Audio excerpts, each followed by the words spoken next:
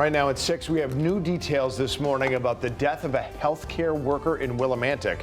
Fox 61's Brooke Griffin will have the latest from police. Shut it off! Shut the thing off or die! What happened moments before a police officer used his taser on a suspect earlier this month? What the community is saying in response.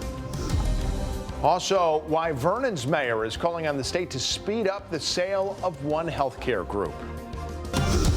All local, all morning. This is Fox 61, Connecticut's news station. Good morning. It is Halloween. Happy Halloween, everyone. Thanks so much for starting your day off with us, America Arias. And I'm Tim Lammers. Yes, an exciting day for a lot of families, a lot of kids out there. What's the weather going to be like for trick-or-treating? I think at this point we knew it was going to be on the chilly side. Yes. Just want to make sure it's still clear and rain-free. Not raining. I'll take chilly if it's rain-free, right? Okay, Yeah. good. That's We have had much worse. We have had much worse. You know, we still talk about that storm from 2011 out that just pretty much canceled Halloween that year. Temps, they're tricking, not treating. They are chilled and staying down for the count today, but at least it is dry. And with the winds calming down, I think it's as good as it's going to get for Halloween tonight. In the 7-day November, we are talking chilly temperatures to start the new month. Clouds are out there now. They're thinning them out off to the north and west. You've got that northerly flow that's a little breezy towards the shoreline, but starting to ease up a bit. Temperatures down to 36 in Torrington, 38 in Waterford. We have 40 in Willimantic, a touch warmer, mid to upper 40s at the shore. On the way up to 50 if you're lucky today, even with the sunshine out there. Temperatures are struggling for the next couple of days as we head into the new month. We'll talk about that forecast coming up. And by the way, in the 7-day, I'm not even going to say that. In the 3-day, I'm not even going to say that. In the next 24 hours, maybe a couple of snowflakes for some. We'll talk about that coming up. That should put the scare. That should put the scare in symphony right there. It sure does. I turned on my seat warmers yesterday. Yeah, first time. Yeah, oh, I've had the bun warmers going for a bit. I like them. So. All right, let's get a look at what's happening outside this morning. We are accident-free. However, there are a couple of construction zones we want to let you know before you head out the door. Starting in East Hartford, there's some work being done on both sides of Route 2 this morning. Over on the eastbound side, the right lane will be closed between exits 2 and 5A until 6:30. And on the westbound side, you can expect some lane closures between 5A and exit 3. Taking a live look in Waterbury right now, where we can see folks are up and at it this morning. Construction is expected to wrap up here shortly on 84 westbound and eastbound. On the westbound side, there will be some lane closures between exits 23 and 18, and the right lane will be closed between exits 18 and 20 on the eastbound side.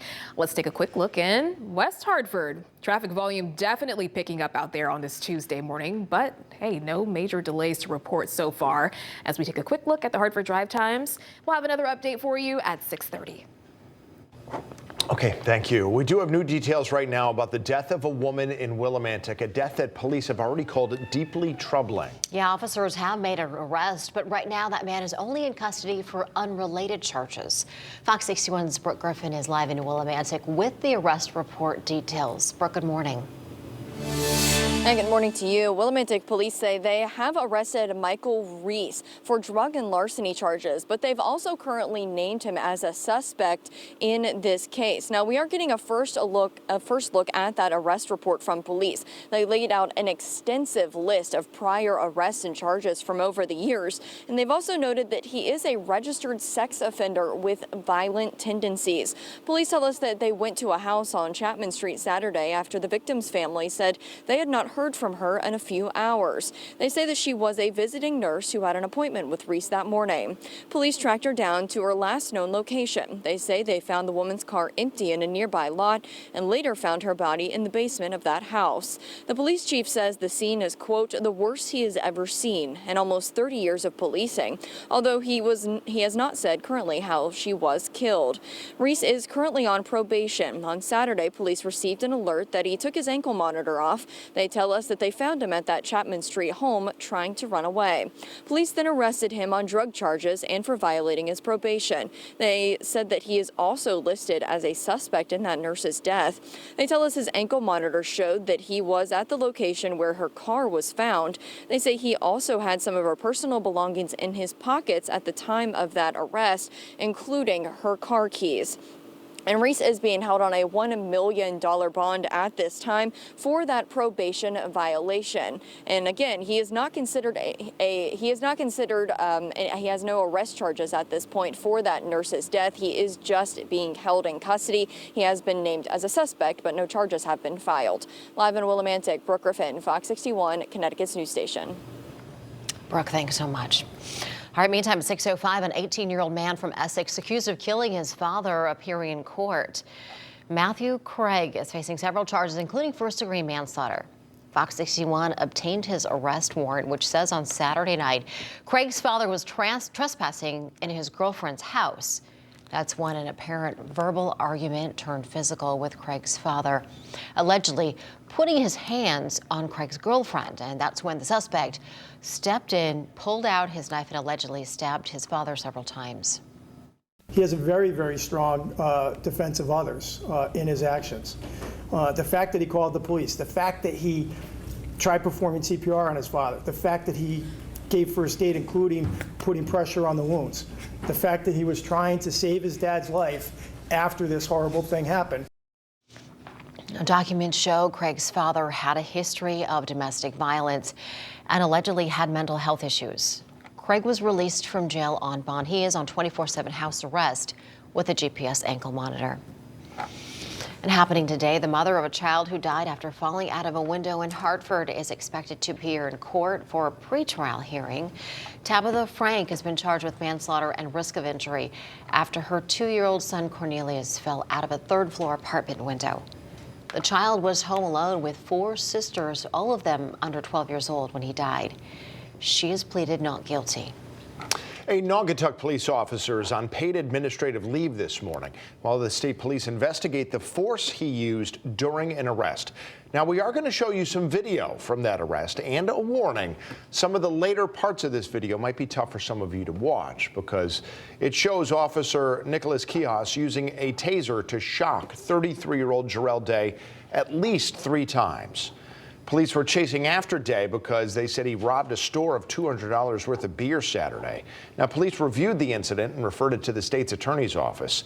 That office then directed state police to investigate. My main intent here today is to be transparent with the community, to maintain confidence and trust that our officers are out there doing what they need to do. The Naugatuck Police Department also notified the Greater Waterbury NAACP of the investigation. I live in Waterbury, so hard videos is what we see. I think what's difficult is when we don't talk. I think what is phenomenal here is that they self-reported, they reached out to us, and we responded immediately. Now, the officer involved here is a 13-year veteran of the department. Again, he is off the job for now, pending the criminal and internal affairs investigation.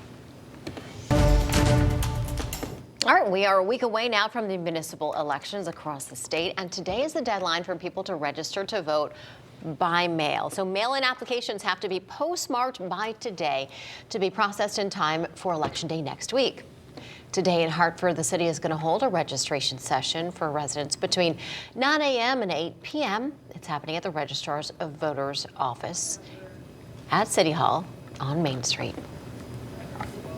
Well, this morning, officials in Vernon are making a serious plea to the state to speed up the approval of the Eastern Connecticut Health Network sale. Yeah, Yale New Haven Health announced plans to buy ECHN a year ago. But Vernon's mayor says the survival of the entire local healthcare system there is at stake, along with thousands of jobs. So let's get out to Fox 61's Angelo Bavaro. He's got more on their concerns. Angelo, good morning. Tim, Erica, good morning. And Mayor Dan Champagne really not mincing words in a lengthy press release. He says this purchase would mean the local hospital here is in the hands of a notable healthcare system and not, quote, the private equity vultures who have gutted Rockville General Hospital. Now, this hospital here is part of the Eastern Connecticut Health Network, or ECHN, which is currently owned by Prospect Medical Holdings. The mayor says Prospect has not delivered and has weakened ECHN over time by cutting services and extracting cash.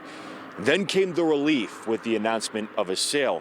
However, the mayor says Yale New Haven's Health's purchase of Prospect Medical Holdings hospitals has been delayed because of a lengthy regulatory review process.